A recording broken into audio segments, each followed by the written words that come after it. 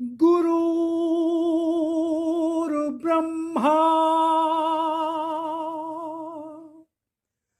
गुरुर्विष्णु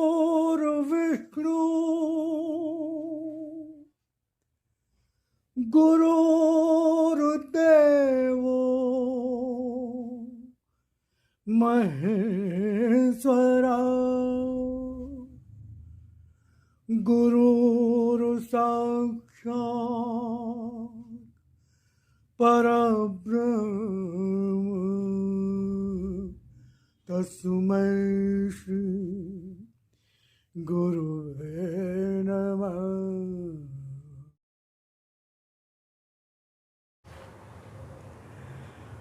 ओम शिवाय। जय राम जी की। तो उम्मीद करता हूँ आप सपरिवार सकुशल होंगे। आज मैं पुनः भगवान की वाणी जीवन कैसे जिए 6 अप्रैल, तो हम इसको सुनेंगे, इसका अध्ययन मनन चिंतन करेंगे और भगवान की वाणी को अपने मन वचन कर्म में धारण करने का भगवान से प्रार्थना करते हुए प्रयास करेंगे। तो भगवान ने कहा, सत्य सदा अपनी संतान के लिए सुंदर ही होता है। सत्य सदा अपनी संतान के लिए सुंदर ही होता है, तभी तो किसी भी प्राणी में भेद नहीं करता, भेद नहीं करता। सभी उसकी संतान है। पशु पक्षी, कीड़े मकोड़े, जीव जंतु और मनुष्य सभी उसकी संतान है। फिर वो अपने को हिंदू कहे या मुसलमान कहे, अब जैसे आजकल चलता है साहब शेड्यूल कास्ट या ये कास्ट या वो कास्ट या अपर कास्ट या लोअर कास्ट, भगवान की निगाह में कोई भी नज़र में कोई भी अंतर नहीं है। सभी उसकी संतान है और सभी वो समान रूप से प्यार करता है। आत्मवत सर्वभूतेश, मैं सबके अंदर समान रूप से स्थित हूँ। समोहम सर्वभूतेश, मैं सब में समान रूप से व्याप्त हूँ। तो फिर कौन छोटा कौन बड़ा, कौन पशु पक्षी, कौन कीड़ा मकोड़ा, सभी के अंदर परमात्मा। कौन गोरा काला, कौन हिंदू, कौन मुसलमान,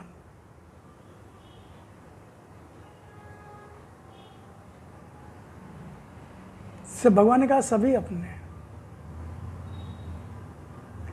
सत्य सदा अपनी संतान के लिए सुंदर ही होता है। और सब भगवान ने कहा सत्य, मैं सत्य हूं। भगवान ने कहा मैं सत्य हूं, मैं ही पूर्ण सत्य हूं। तुम सत्य की संतान हो, तो मैं तो हमेशा सुंदर ही होता हूं और कभी भी किसी भी प्राणी में भेद नहीं करता, अंतर नहीं करता, अंतर नहीं करता। सभी को समान रूप से जन्म देकर, सभी को समान रूप से जन्म देकर भरण पोषण भी मैं ही करता हूं, मैं ही करता हूं। ये भ्रम में ना रहिए कि आप उसको रोटी खिलाते हैं, आप उसका पेट भरते हैं ना। सब कुछ भगवान का ही दिया हुआ अन्न आपने उपजाया है क्या? हम कहते हैं किसान भी है, तो किसान भी गेहूं लाया है, तो गेहूं वो उपज रहा है, तो धरती के अंदर कौन शक्तियां काम कर रही हैं? पानी, हवा, अग्नि और आकाश, जिसमें सब कुछ है, सब कुछ भगवान का ही रूप तो है। हम जो अहंकार करते हैं कि हमने किया, हमने किया, हमने किया, जब आत्मा निकल जाती है शरीर से तो करके दिखाए ना, फिर वो शरीर करके दिखाए वो शरीर। यह आत्मा जब शरीर के किसी अंग की शक्ति छीन लेती है तो वो अंग फिर बेकार हो जाता है। आंखों की रोशनी चली गई, पहले तो बहुत खूब देखते थे, अब नहीं देख पाते। देखो ना, आंखें तो वही हैं, वही आंखें तो हैं। डॉक्टर भी कहता है हम कुछ नहीं कर पाएंगे, कहता हम कुछ नहीं कर पाएंगे। तो ये अहंकार, सब कुछ भगवान से ही हो रहा है। तो ये मत सोचो कि भरण पोषण मैं कर रहा हूं। हमारा भी भरण पोषण वही, भले ही हम नौकरी करते हो, कुछ भी करते हो, लाखों कमाते हो, कुछ भी कमाते हो, उसकी इच्छा के बगैर 1 रुपया नहीं कमा सकते हो। ऐसा होता भी है। जब आप कहते हैं कि एक समय था जब लाखों रुपए महीने कमाता था, आज दर दर की ठोकरें खा रहा हूँ या कोई खा रहा है।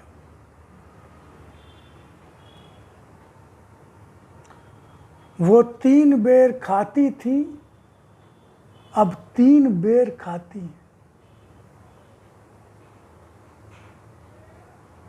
अलंकार है। एक समय था जब वो 3 बार खाना खाती थी, और आज समय का चक्र देखो कि 3 बेर फल, 3 बेर खाकर वो, तो सभी को समान रूप से जन्म देकर भरण पोषण भी मैं ही करता हूं, और उसे वह शिक्षा और संपत्ति देता हूं, शिक्षा और संपत्ति देता हूं, जिसे लेकर वह संसार में कहीं भी असुरक्षित नहीं होता। भक्त को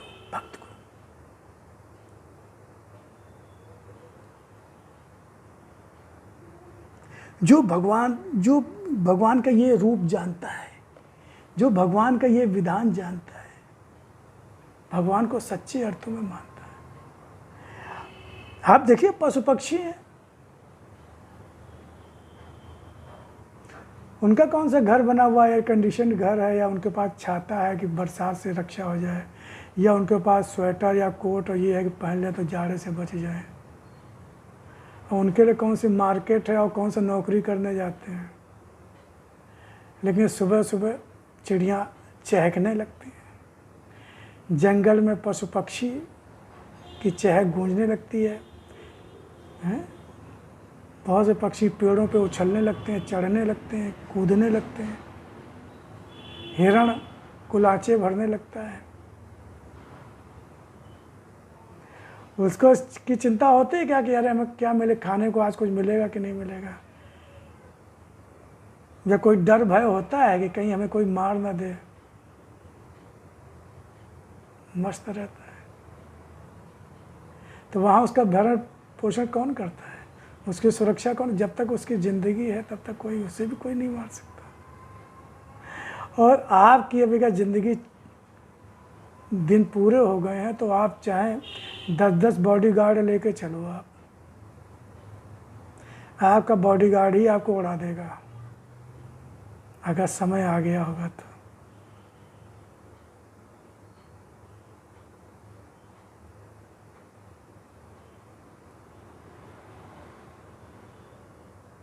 तुलसी चिंता क्यों करे, बजले श्री रघुवीर।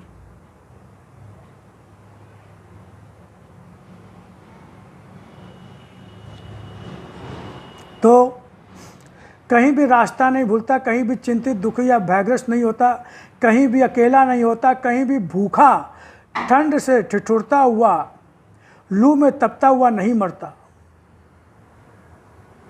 अब संतान देखिए, ये भगवान ने कहा संतान है, लेकिन पशु पक्षी तो भोग योनि है, उनको कर्म करने की स्वतंत्रता नहीं है, उनको कर्म करने की स्वतंत्रता नहीं। वो तो जैसा स्वभाव लेके आए वैसा वो है, जब तक जीवन है वो मस्त रहेंगे।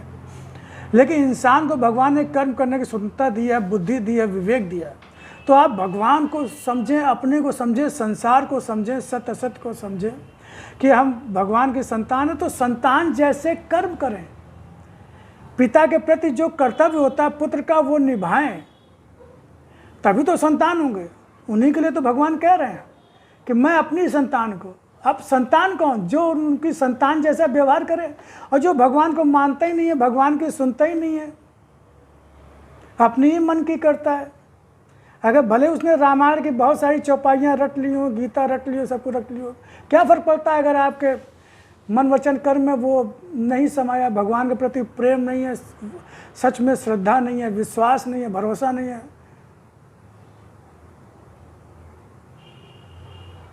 अविरल प्रेम सुदृढ़ विश्वासा, ऐसी भगति करे रह दर्शा। अविरल प्रेम, सुदृढ़ विश्वास, अविरल प्रेम, लगातार प्रेम, प्रेम में कहीं बाधा ना आए, कोई बीच में ना आए, कोई उस प्रेम को तोड़ ना सके, भंग ना कर सके। कोई भी सांसारिक उपलब्धि, अवस्था, अनुकूल प्रतिकूल कुछ भी, सुदृढ़ विश्वास और दृढ़ विश्वास। जैसे बच्चा अपने पिता पर विश्वास करता है, पिता तभी तो उसी को तो संतान मानता है, बेटा मानता है। जो उस पर दृढ़, जो बात बात में पड़ोसियों के यहाँ दौड़ जाता है, पिता की शिकायत करता है, उनसे मदद मांगता है, पिता की सुनता नहीं, पिता की अवज्ञा करता है, तो पिता कहता है वो मेरा बेटा नहीं है। और जो पिता की आज्ञा मानता है, जो पिता पर दृढ़ विश्वास करता है कि पिता ने जो भी किया होगा मेरे भले के लिए किया होगा, मेरे भले।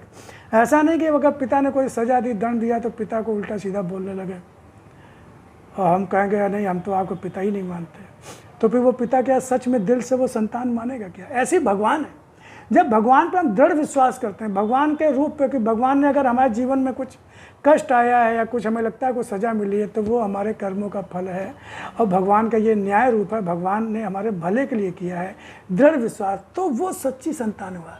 तो ऐसे के लिए भगवान ने कहा है कि ऐसी मेरी संतान कहीं भी न तो असुरक्षित होता है, नहीं न कहीं रास्ता भूलता है, कहीं भी चिंतित दुखी या भयग्रस्त नहीं होता, कहीं भी अकेला नहीं होता, कहीं भी भूखा ठंड से ठिठुरता हुआ, लू में तपता हुआ नहीं मरता। मैं अपनी संतान को ऐसी संपत्ति भी देता हूँ जो न किसी के द्वारा लूटी जा सकती, न चुराई जा सकती। ज्ञान, दृढ़ विश्वास, आस्था, भरोसा, वो उसे कौन चुरा सकता, कौन लूट सकता है?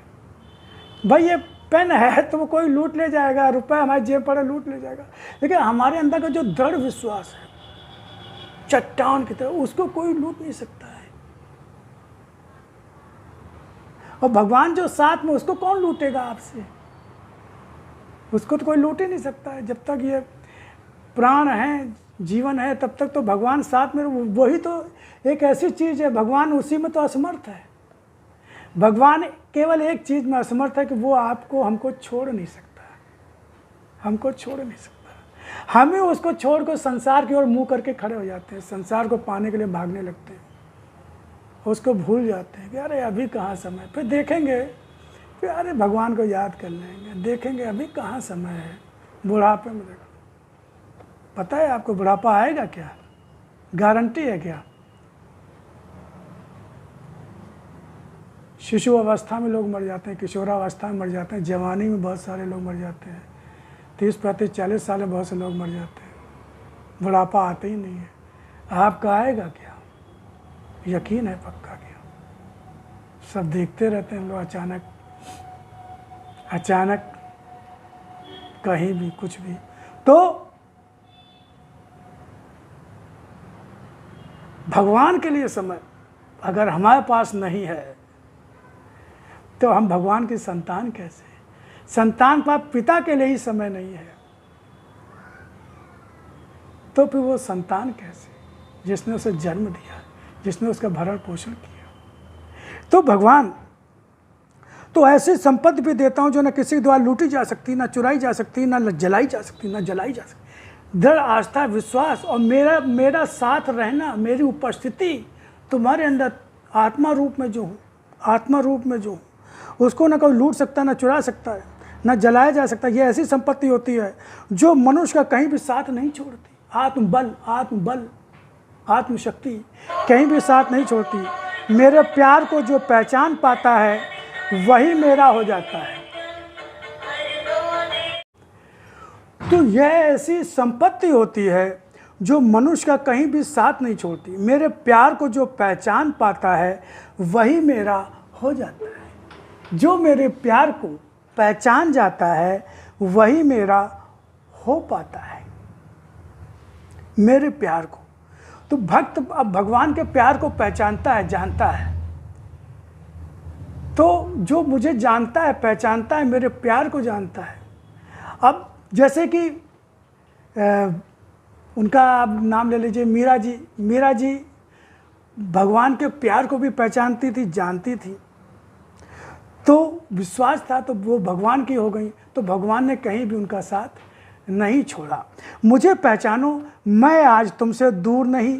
जीवन की स्थितियों में मुझे पाओ, पहचानो और देखो कि क्या तुम्हें मेरी पहचान आनंद देती है। भगवान ने कहा अपना आत्मविश्लेषण करो, अपना निरीक्षण करो कि पहचानो मुझे, कि मैं आज तुमसे दूर नहीं, जीवन की स्थितियों मुझे पाओ, कैसी भी स्थितियाँ हो, सुख दुख। भगवान ने कहा सब कुछ मैं ही हूँ। भक्त जीवन में तो मैं ही, वैसे तो सबके जीवन में वो ही आते हैं, लेकिन वो चूंकि पहचानता नहीं है इसलिए उनको वो दुख को दुख के रूप में देखता है, सुख को सुख के रूप में देखता है। देखिए भगवान का रूप तो आनंद रूप होता है, तो भक्त भगवान को आनंद रूप में ही देखता है।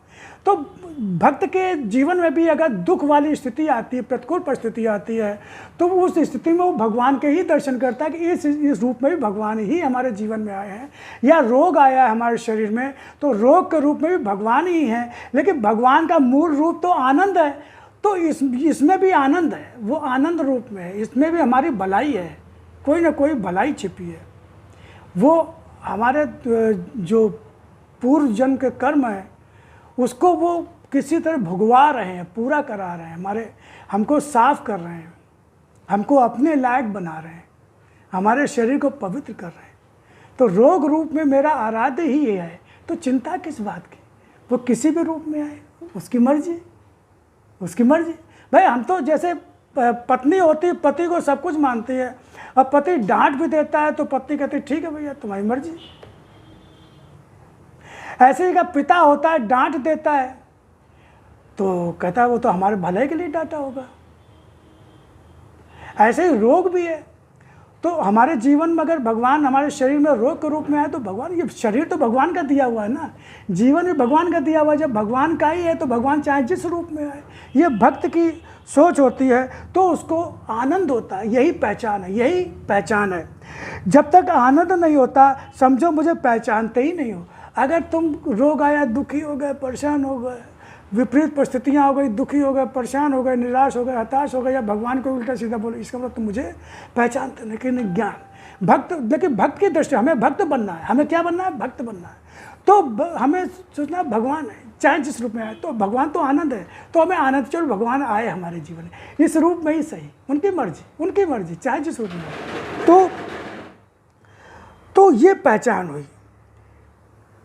जब तक तो अब आनंद होता है, आप अपना परीक्षण करें, निरीक्षण करें, अगर आनंद होता है उस स्थिति में भी आनंद है तो समझो आपने भगवान को पहचान लिया। और अगर दुखी परेशान हो, इसका मतलब भगवान को नहीं पहचाने, दुखी हुए तो पहचानो, अपने को संभालो, फिर ज्ञान में जाओ, भगवान चिंतन करो, मनन करो। मैं जब तुम्हें स्वीकारता हूँ तभी दर्शन देता हूँ। भगवान कहते हैं जब मैं तुम्हें स्वीकारता हूँ, और स्वीकारेंगे क्या, जब सच्ची शरण में जाओगे, सच्चे रूप में शरण में जाओगे। शरण मतलब पूर्ण समर्पण, पूर्ण स्वीकार, यानी सब कुछ भगवान को सौंप देना। जब अपना पूरा जीवन, शरीर, संपत्ति और जो कुछ भी पत्नी, पुत्र, परिवार, पद, प्रतिष्ठा, समाज, सब कुछ जब भगवान के चरणों में सौंप दिया, और सच में जो सब भगवान का ही है, हमारा कुछ है ही नहीं। जब हमारा कुछ है ही नहीं तो चिंता किस बात की भाई। जो चाहे ले ले, जो चाहे दे दे, जैसे चाहे रखें, जैसे चाहे ना रखें। तो ये तो जब सच में ऐसी स्थिति हुआ तो भगवान स्वीकार कर लेता है, तभी भगवान स्वीकारता है तुम्हें, तभी भगवान दर्शन भी देता है। यानी तभी आपको हर स्थिति में भगवान के आनंद रूप के दर्शन होंगे, आनंद रूप के दर्शन होंगे। यह स्वीकार कैसा है यह अभी तुम नहीं जानोगे। मेरे स्वीकार का रूप भी मेरे जैसा ही अनोखा और असाधारण है। मैं अनोखा हूँ, मैं असाधारण हूँ, मैं साधारण नहीं हूँ। मुझे साधारण दृष्टि से, साधारण बुद्धि से आप न सोच नहीं सकते, पहचान नहीं सकते। मैं असाधारण, तो आपको अपना स्तर असाधारण बनाना। एक भक्त असाधारण होता है, भक्त की सोच इसीलिए लोग जो भक्त को कभी कभी शुरू में बड़े अजीब निगाहों से देखते हैं, कहते हैं कि अरे ये तो पागल सा हो गया, अरे इसको तो कोई समाज की और रीत रिवाज की कोई चिंता फिक्र है ही नहीं। अरे वो भगवान की चिंता से ही फुर्सत नहीं पाता, वो समाज की, संसार की चिंता क्या करेगा। जो भगवान की चिंता करते हैं, जो भगवान से पूरे डूबे होते हैं, उनको ये एहसास ही नहीं होता कि समाज और संसार उनके बारे में क्या सोच रहा है, उसके रीत रिवाज, परंपरा क्या है। ये सब भक्तों के जीवन में होते हैं। बहुत सारे शुरू में कष्ट भी दिए, लेकिन बार बार जब पहचान गए तो फिर उन्हीं की पूजा अर्चना होने लगी, उन भक्तों की। तो भगवान ने कहा मेरा रूप बहुत अनोखा और असाधारण है, इसलिए यह मत समझना कि अगर मेरी उपस्थिति का आभास तुम पा रहे हो तो तुम अपने आप में पूर्ण और मेरे प्रिय कृपा पात्र हो गए हो, और अब तुम्हें करना भी क्या है। भगवान ने कहा नहीं, अहंकार में मत आना। अगर तुम्हें कहीं कहीं कुछ महसूस होने लगा है कि तुम्हें मेरी उपस्थिति का आभास मिल रहा है, तुम्हें लग रहा है, तो अहंकार मत करना कि बस हम तो बहुत बड़े भक्त हो गए, भगवान ने हमें स्वीकार कर लिया। अब मेरे जैसा तो कोई भक्त नहीं है, मेरे जैसा तो भगवान को कोई मानने वाला नहीं है, और मैं तो पूर्ण हो गया ना। और तुम सारे कर्म मत छोड़ देना, विनम्रता, अपने कर्तव्य पालन करते रहना। और भगवान अहंकार नहीं कि मैं अभी कुछ भी नहीं हूँ। अगर कुछ है तो भगवान की दया से, भगवान की कृपा से, मेरा इसमें अपना कुछ भी नहीं है। मुझे अभी बहुत कुछ, मैं तुम्हें पहले भी बता चुका हूँ कि मैं अपने किसी भी रूप को लेकर कहीं चला जाता हूँ, कभी माता पिता, कहीं किसी भी रूप को लेकर कहीं भी चला जाता हूँ, किसी भी रूप को लेकर कहीं भी चला जाता हूँ। मेरे लिए कुछ भी अगम्य नहीं है, अगम्य नहीं, मैं कहीं भी जा सकता हूँ, असंभव नहीं है। कभी माता पिता बनकर किसी को ममता देने के लिए, दुलार देने के लिए, कभी सत्य रूप में आराध्य बनकर, आराध्य भक्त को, कभी भक्तों की रक्षा और भक्तों पर आक्रामक होने वाली शक्तियों का विनाश करना।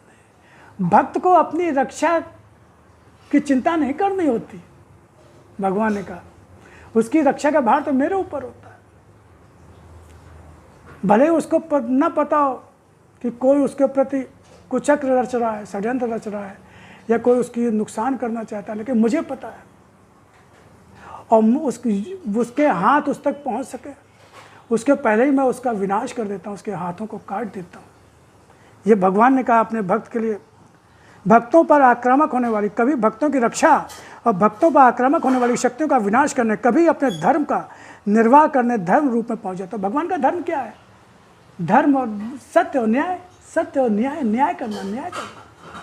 तो भक्त के जीवन में भी न्याय करना है। अगर भक्त ने कहीं कुछ गड़बड़ किया, गलत किया, तो उसके जीवन में न्याय रूप में आ जाता हूँ, या कभी भी किया होगा, उसका समय आ गया तो न्याय करता हूँ। लेकिन मैं साथ में होता हूँ, इसलिए उसको विचलित नहीं होने देता, पथभ्रष्ट नहीं होने देता, टूटने नहीं देता, उसके प्रेम को कम नहीं होने देता, अगर वो सच्चा भक्त है तो।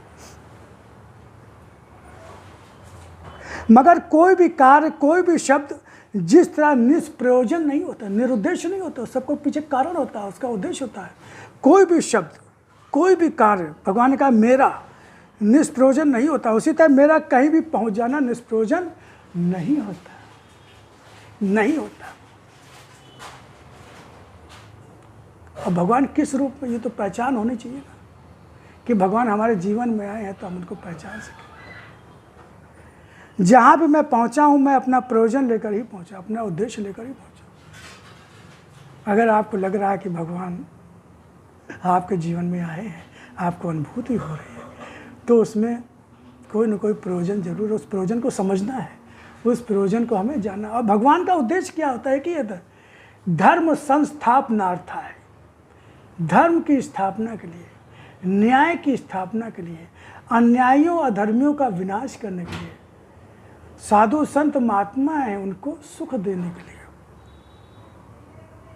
धर्म की, भगवान जन जन तक पहुंचो, जहां अंधकार है उस मन तक पहुंचो जहां मेरी पुकार है। ये भगवान ने हम सबको काम सौंपा कि अगर आपको सुख शांति मिल रही है, आनंद मिल रहा है, सुरक्षा मिल रही है, तो लोग जो दुखी है, जो मेरी शरण में आना चाहते हैं, उन तक पहुंचो और मेरी बात को पहुंचाओ। इसी श्रृंखला में मैं ये वीडियो बनाता हूँ और कुछ बातें करता हूँ, पता नहीं किसको सुनने को मिल जाए और किसको समझ में आ जाए, उसका जीवन भी तनाव मुक्त हो जाए, भय मुक्त हो जाए, निर्भय निश्चिंत हो जाए, आनंद आ जाए, आनंद आ जाए। तो इसलिए अगर तुम भक्त हो और मेरा कार्य लेकर कहीं पहुँचते हो, भगवान ने कहा कि अगर तुम मेरा कार्य, भगवान ने कहा मेरा कार्य क्या है? मेरा प्रचार प्रसार, निष्काम, निस्वार्थ भाव से किसी की सेवा करना, किसी का दुख करना, तो यही भगवान का कार्य है, यही भगवान का कार्य है। और भगवान ने कहा मेरे ज्ञान को लेकर कहीं पहुंचते हो, ये भी मेरे ही ज्ञान है, मेरे ही काम है, मेरी पहचान देने के लिए पहुंचते हो, वो दुखी है, परेशान है, अशांत है, उसको रास्ता नहीं मिल रहा है, तो अगर मेरी पहचान देने के लिए पहुँचते हो, मेरे कार्य के लिए पहुँचते हो, तो यह मत समझो कि तुम्हारा पहुँचना खाली गया है, तुम्हारा भी पहुँचना अर्थपूर्ण होगा। यह विश्वास रखना, क्योंकि मैं तुम्हारा, भगवान का निराश मत होना, हताश मत होना। भले ही प्रत्यक्ष में परिणाम आता ना दिखाई दे रहा हो, लेकिन तुम नहीं जानते कि वो अपना असर कर चुका है। वो उद्देश्य पूर्ति के पथ पर आगे बढ़ चुका है। तो यह विश्वास रखना, क्योंकि मैं तुम्हारे साथ हूं, मैं तुम्हारे साथ हूं। इस बात हूं, इसका दृढ़ विश्वास रखना कि मैं तुम्हारे साथ हूं। और जब तुम्हें विश्वास है कि मैं तुम्हारे साथ हूं, तो तुम्हारा जाना कहीं भी, मेरे कार्य को लेकर जाना निष्प्रयोजन नहीं हुआ। ये विश्वास बनाए रखना, हताश निराश हो। ओम ओम ओम शिवाय, ओम शिवाय, ओम शिवाय। जय राम जी की, जय राम जी, जय राम जी। फिर मिलेंगे नए वाणी के अंश के साथ में। तो हम भगवान से प्रार्थना करते हैं कि भगवान हमें भगवत बुद्धि दे, अपने चरणों में प्रीति दे, पूर्ण स्वीकार, पूर्ण समर्पण का भाव दृढ़ करे। हर पल हर क्षण मन वचन कर्म से हम आपके चरणों में ही रहें, और हर कर्म आपको अर्पित हो, और हमें अपनी भक्ति दे, हमें अपनी भक्ति दे, हमें अपनी भक्ति दे।